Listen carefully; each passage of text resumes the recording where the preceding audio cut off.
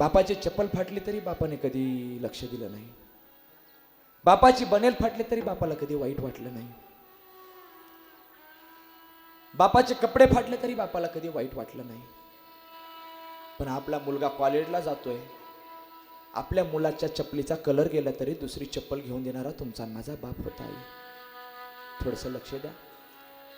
आई या शब्दाची व्याख्या प्रत्येकाने केली, कीर्तनकार, डॉक्टर, कवी, वकील प्रत्येकाने केली, पण बाप या शब्दाची व्याख्या कोणी केलीच नाही.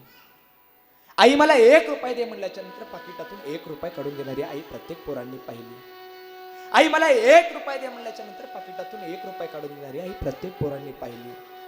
पण तुमच्या माझ्यासाठी रात्रंदिवस हाडाचे काढ रक्ताचे पाणी करून जेवाय खाऊ घालणारा बाप किती पोरांच्या लक्षामध्ये राहिला. आई मला जेवायला दे, भूक लागली म्हणल्याच्या नंतर जेवायला ताट वाढणारी आई प्रत्येक पोरांनी पाहिली. आई मला भूक लागली, जेवायला वाढ म्हणल्याच्या नंतर त्या जेवणाचं ताट वाढणारी आई प्रत्येक पोरांनी पाहिली.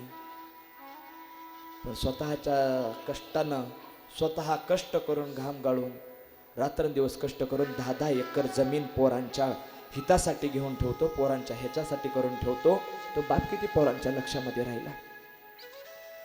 माझ्या पोराला नोकरी लागल्याच्या नंतर गावभर पेढे वाटणारी आई प्रत्येक पोरांच्या लक्षामध्ये राहिली. थोडंसं लक्ष द्या मा. आपल्या पोराला नोकरी लागल्याच्या नंतर गावामध्ये पेढे वाटणारी आई प्रत्येक पोरांनी पाहिली.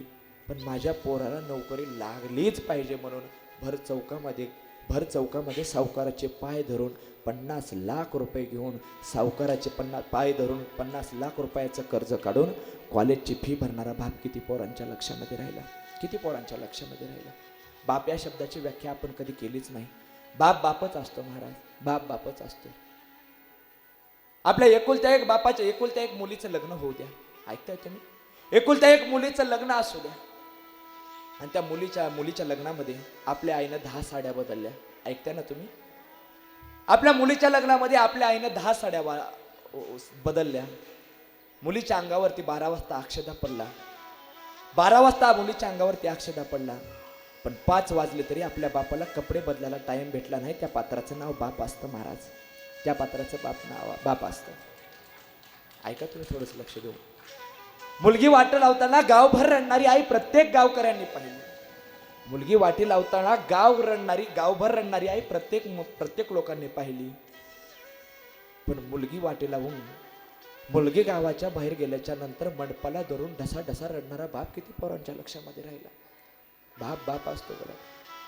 बापासारखं दैवत या जगामध्ये कोणी करू शकत नाही. अरे बाप असतो. जोपर्यंत लेकीचं माहेर कधी शिल्लक आहे माहिती आहे आई? जोपर्यंत माय आणि जोपर्यंत बाप माहेरामध्ये शिल्लक आहेत ना, तोपर्यंत बाप आपलं माहेर शिल्लक आहे. तुम्ही म्हणसाल दादा आमचे भाऊ नाहीत का? भाऊ आहेत रे बाबा, भाऊ सुद्धा आहेत. भावानं 10,000 रुपये घेतलेल्या साडीमध्ये वेगळा आनंद असतो आई, आणि बापानं 500 रुपयाची साडी घेऊ द्या, साडीमधला आनंद काही वेगळाच असतो. माझा वेगळाच असतो. भावाच्या बंगल्यामध्ये जाण्याचा आनंद नसतो ना, तर बापाची साधी झोपडी असली तर बापाच्या झोपडीमध्ये जाण्यामध्ये आनंद आहे. बाप असतो. बाप या शब्दाची आपण कधी व्याख्याच केली नाही.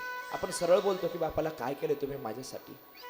असं जर वाटत असेल तर एकदा रोडचे कामं चाललेत, एकदा जाऊन बघा.